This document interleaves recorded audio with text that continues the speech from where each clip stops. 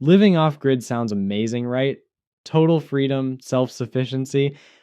But jump in blind and you'll hit legal walls, power outages, and system failures. First, the law. It's legal, but states, counties, even towns have their own rules. Before you buy land, know their building codes. Many places demand permits for anything over a tiny 200 square feet, even if you skip city power. Some counties force a minimum house size, like 1,400 square feet. Zoning laws dictate what you can build and where, and some cities ban disconnecting from utilities, forcing you to keep a minimal grid tie.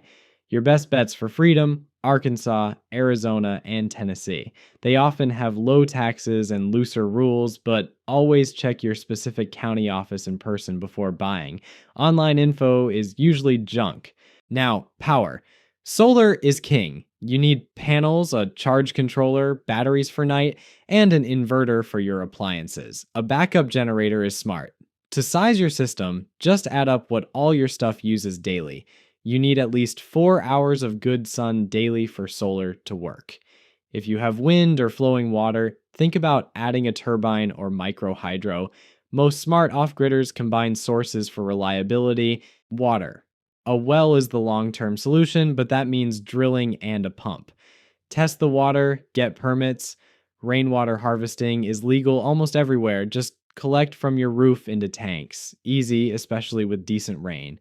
Hauling water is an option, but it's hard work. Waste. Composting toilets are a popular off-grid hack. No water, turn waste into compost, way easier than traditional septic. Just vent them properly. You can also set up simple gray water systems for sinks and showers. Heating and cooling. Wood stoves are classic, but you need a constant firewood supply. Propane heaters are clean and easy to fuel. Heat pumps powered by your solar handle both. And good passive solar design in your home saves huge on heating if you plan it from the start. Internet. You need connection out there. Starlink is a game changer. High-speed internet anywhere sets up fast. If your cell signal is weak, a cellular booster fixes it. For emergencies, two-way radios are essential. CB radios need no license. But you're missing the single biggest mistake most people make. Money. Off-grid living often costs more upfront. You still pay property taxes, hundreds of dollars yearly. Insurance is possible, but expect higher rates. Getting a traditional mortgage is tough. Local banks are more likely. Often, owner financing directly from the seller is the easiest path. You need tools. A basic kit means a chainsaw, handsaw, axes, shovels, and a hammer. For power, think battery-powered drills and saws that run on your solar.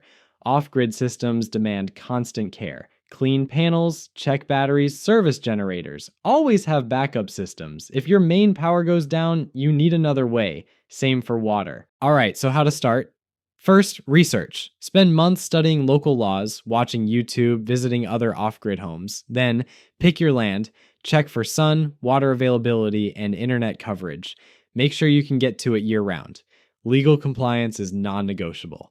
Get zoning information, figure out your permits. Next, install systems. Start with water, then basic shelter. Get your solar, batteries, and inverter going. Set up waste management, then communication.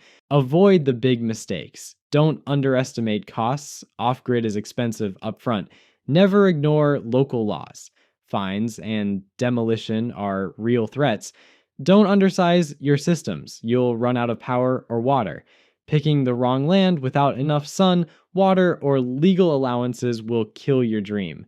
And for God's sake, always have backups for power, water, and communication. Your life might depend on it.